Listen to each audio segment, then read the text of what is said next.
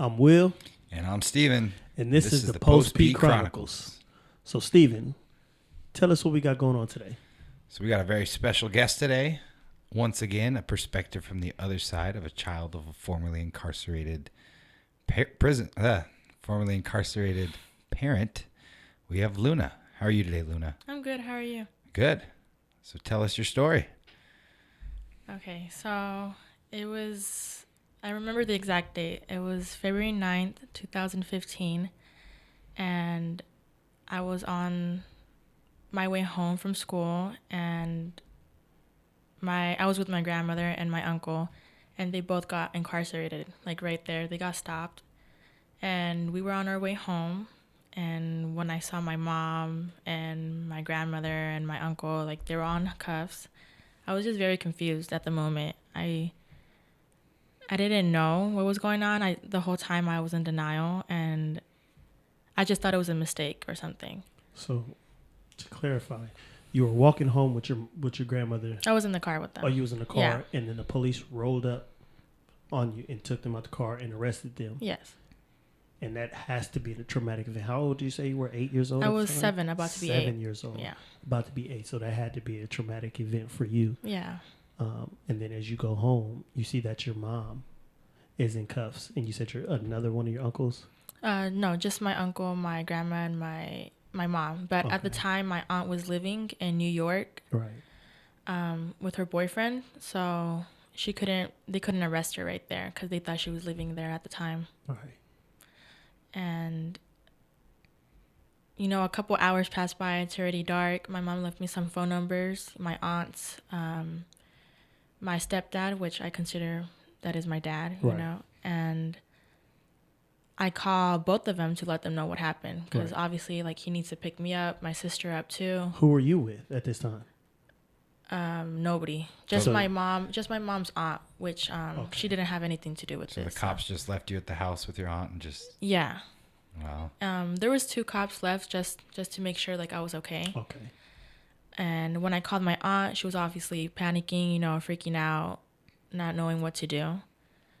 And I called my dad, and he came over, and he's a part of the case too. So they were like, since you're already here, might as well just arrest you too. Wow. Even though they were going to wait like another week or 2. Wow. So you're a kid, you're confused, you don't know what's going on. Your mom, uncle, grandma, dad shows up to find out what's going on. He gets arrested. Yeah. What is going through your mind right now? Like, is it the worst case scenario? Like, what do? They murder someone? Like, what are you thinking? Honestly, I was in denial the whole time. I really thought it was just a mistake. I was like, no, it's a dream. It just can't be. Yeah, it's a dream. Like, tomorrow they're going to be home. Yeah, exactly. I was like, this just can't be true. Until much later, like a year later, is when I was like, okay, like this is. So for a year, you just was thinking, and I'm guessing during this year they were fighting their case. So yeah, it was going to court and everything like that. They hadn't gotten sentenced yet. No, my aunt, she went over to TJ to, you know, figure some things out with her boyfriend, her boyfriend's also part of the case. Right. And they came over, well, just my aunt. She came over to San Diego. They arrested her too. And all 3 of them, my mom, my aunt, and my uncle got bail to, like, figure out the case and, you know, get things in order. Okay. But my grandma couldn't get bail because she's undocumented. And for the whole year, we went from living to Eastlake to National City, which is a huge shift for me. Huge shift. Yeah. And right there, it was just like a hustle every day, to be honest. It was really difficult living with everyone, like such an enclosed space, and everybody just being so frustrated with everybody because my aunt was also pregnant at the time, so it's like she has a new baby coming, she has to leave her child. My mom had to leave, you know, me and my sister. It was just this huge problem that we didn't know what to do. So you moved to National City. There's a year of disbelief/denial. Yeah. Once your mom's sentenced and it all kicks in, what are you feeling? I was really sad. I was really sad. I didn't know what to do. I think at that point I was also still in denial until I got sent to be living in TJ. You had to go to TJ. Yeah, because we had a house there that we bought before all of this. Right. So I started living there, and honestly, like, everything was really nice there. Everything, like, she left some money for my school, for clothes, for everything. Right. But, like, being away from my mom and from my stepdad, I wasn't living with him at the time, you know, because some problems came up too, and he just didn't really consider me as his daughter. So it was kind of hard not being with my sister either. Right. So plus the pressure of, you know, what's going on with my uncle, my aunt, my mom, not being with my sister, my grandma, everybody, I just didn't know what to do. I hated living in TJ. So over there, if you're late to school, like a couple minutes, they won't let you in. And I kept doing that constantly so I wouldn't have to go to school until they sent me back to National City. And I like living there. I didn't really mind. So your way of kind of rebelling to get your way is to just show up late every day and whoops, and then I just eventually didn't they kicked you out and you had to go back to National City. Yeah, exactly. And I liked living there. It wasn't bad. I was living with my mom's aunt, which she's a lot older, but it was good living there, and my mom's cousins. It was good. So while your mom's away, your stepdad and your little sister's away also, you know, doing their own thing. How are you communicating with your mom? Are you guys staying in touch, letters, phone calls? Yeah. While I was living in TJ, she couldn't really call that much because it costs even more to call, you know, from another country. But once I started living back in National City, I would talk to her pretty frequently. I would talk to my uncle pretty frequently too, and my grandma. My aunt, not so much. She just kind of had her own thing going on, so. But I would talk to them pretty often. Now, what emotions were you going through at this time? Were you angry? Were you, because obviously you're no longer in disbelief. You know that they're in prison and they're going to be doing some time. So what emotions are you going through? At the time that I was living in National City, I think I was just happy. I was a little sad, you know, when I thought about it, my mom living or being in prison, you know. Right. But she would assure me that she was fine, so that would make me feel a lot better. And so would my grandma and my uncle and my aunt. But I wasn't that upset about it. So one thing I've noticed is with children of incarcerated parents is once your parents incarcerated, you're kind of just up in the air with where you live and kind of got to stay with the family member that'll take you in. You went from East Lake to National City to TJ to East Lake. Our last guest moved all over LA, everywhere. And it seems like parents don't realize when they get locked up, their kids just got to be with whoever wants to take them in. And if that person doesn't want to take them in anymore, the kids got to go live somewhere else. So, especially when they really didn't want me there. Yeah. Like, they were just doing it as a favor from my grandma because she's done so much for them in the past, but they really did not want me there. So I could feel it, and, like, they would tell me, like, constantly that if they weren't there, that I would be homeless, you know? Like, nobody would ever care for me and all those things, which, like, I was 8 or 9 at the time. Like, hearing that constantly, it hurt me a lot. Yeah, I imagine. I imagine. Did you ever express it to your mom or your grandma or anybody? Yeah. But they would never say anything.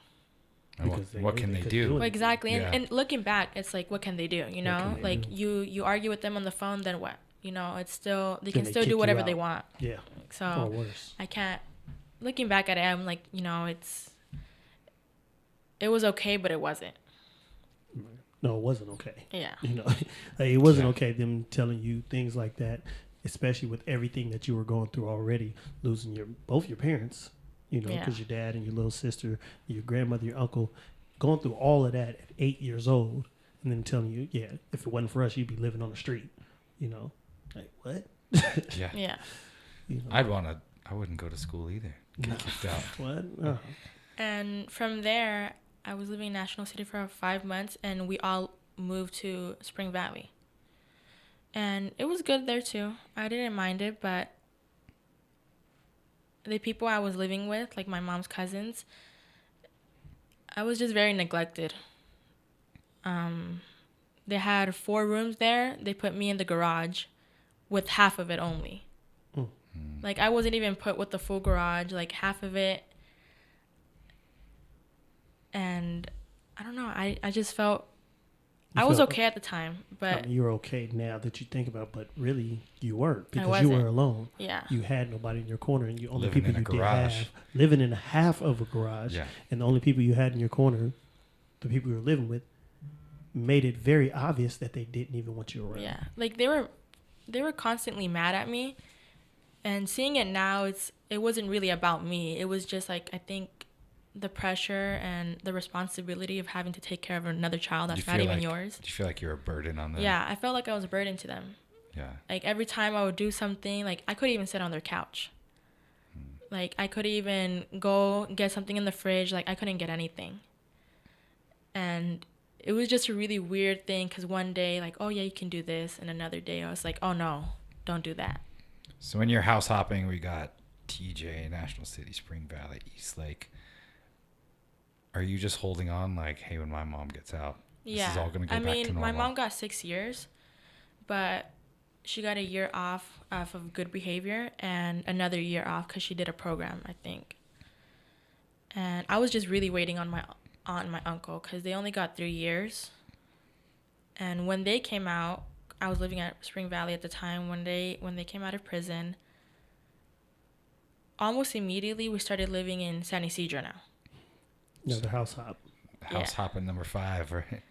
We started living in San Ysidro, and at first it was good, because I mean, they're my aunt, my uncle. Right. You know, they're And my. you know they love you. Yeah, they're my mom's siblings. Right.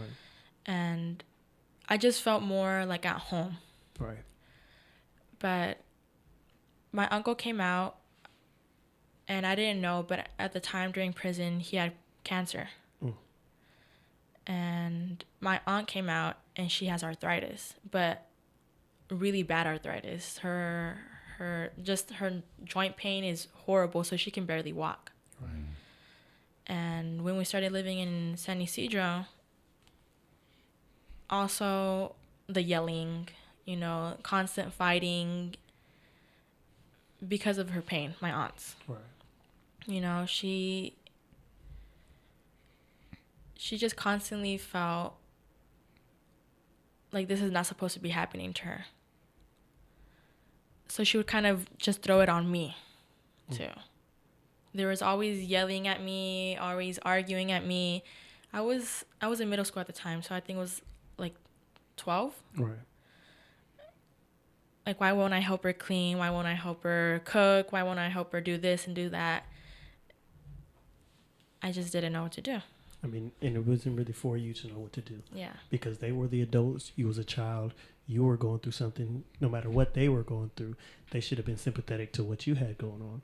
And it's just sad that at a time when you were looking for family and home, you said my auntie and uncle came home, so it was better. It was good. Yeah, I was mainly looking for comfort. Looking for comfort, and you couldn't find it in the people that you thought you would find it in the most. Yeah. So that's just one more thing she had to deal with. Yeah, and that's after year 3, correct?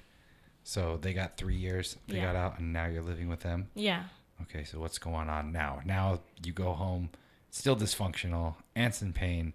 Are you like, man, I just can't wait for my mom to get out and everything will be better? Oh yeah, I was like more than happy enough for my mom to just, you know, get out of prison.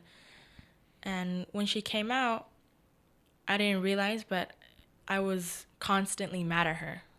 Like, I was a brat to her. I was really rude to her. I was mean to her. And seeing her, she would just take it. And I mean, if it was me, I would probably lash out. But like, she would just take it. And telling her now, I was so mad at her because all of these things that's happened to me, it was because of her and her poor decisions.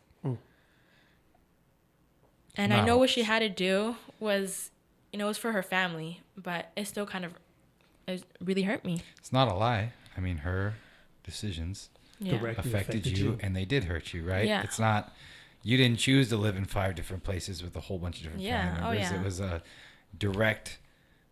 directly because of Direct her correlation. actions and choices 100%. led to your led to your inconvenient life with all those bad things happen. So you were totally justified in being angry. And I think she did the right thing by taking it, because she must have sought counsel to be like, yeah, it's natural for your daughter to lash out. So that's good on her part as well. Yeah, definitely. Not like being defensive. Well, it's good that she let you lash out, because you need to get that out, and she needs to know that that was her fault. Yeah, I mean, like, other people would see it and they would be like, why are you letting your daughter talk to you that way, And she wouldn't really say anything, but I know that in her head she's like, oh, like, this is why. Yeah, exactly. Let me ask you this. When you were lashing out, did you understand the reason why you were lashing out? So there was all this trauma, all this anger, because earlier I asked you, were you angry? You said, no, I was happy. But you weren't really happy. That was something that the anger Looking was back, repressing. all of those experiences, yeah, they made me who I am today. Definitely. That's life. Yeah. But that doesn't make it any less tragic. Exactly. Yeah, sounds like when you're like, I wasn't bad, I was okay, I was happy. Sounds like those are all coping mechanisms, so you don't realize how bad it actually was. Yeah. Which doesn't sound like you were in a great situation. It's funny that you say you lashed out, because I have a friend who got out of prison, and he had a son, and ever since he came home, his son would always make little comments and he'd be like, why are you doing this? Like, I'm home now. And they'll be chilling. He's like, yeah, well, you're just going to go back to prison, or you're just going to do this. Like, why are you? It was a constant fear of my mom going back to prison, or just anyone leaving me. It was because I constantly had to move. It just felt like at any moment she can just leave, so why get attached right now when she can just leave? No stability in your life, abandonment issues. Yeah. Yeah. That's a real thing. No, most definitely. Yeah. Do you fast forward to today? Are you still worried about that a little bit? Or does that stuff ever come to your head? Oh, yeah. I mean, a year ago, almost today, she got arrested again because she violated her probation over something really stupid. And so did my aunt and my uncle went into prison again. So that was a shock to me. So your aunt and uncle ended up going back. Yeah. So that was a shock to me. Because you said you'd never leave again. Yeah, all these promises, like, oh, you're never going to leave again. And then she has to go back in for 3 months. So it's like, and I had to take care of my sister. Nobody was at the house. It was just, my dad and my sister. I had to take care of all these things that they just left me. And I didn't know how. Thrust into this grown-up position again. Yeah. At such a young age.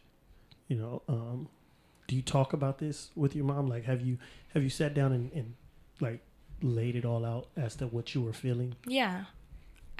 But I don't think I'm past it yet. And that's okay. Just still pretty fresh. Yeah, it's still fresh. Yeah, and I mean, the proof's in her behavior, right? Like, you can say all you want, I'm never going to abandon you, but it's going to take time, right? Yeah. 3, 4, 5, 6 years, and she's out. You're like, okay, I can trust you're not going to leave me anymore. Oh, yeah, but her just getting out of prison like 3 years ago and then going back in a year ago, it was all just really fresh to me. Mm-hmm. Yeah, definitely. So, as I always say, our family does the time with us. Mm-hmm. So basically, you were doing the time with your mom. And I'm pretty sure there was letters going back and forth and they reassured you. But there was a lot of fear probably attached to it, and a lot of, as we found out, a lot of anger that you were repressing. So now, fast forward to right now, what advice would you give to a parent who is going through or doing something that could take them away from their child to prevent them from putting their kids through what you went through? What advice would you give them? I think just really thinking about the people you love. Because if you truly love them, you wouldn't put them through that. And how much it could hurt them. And how...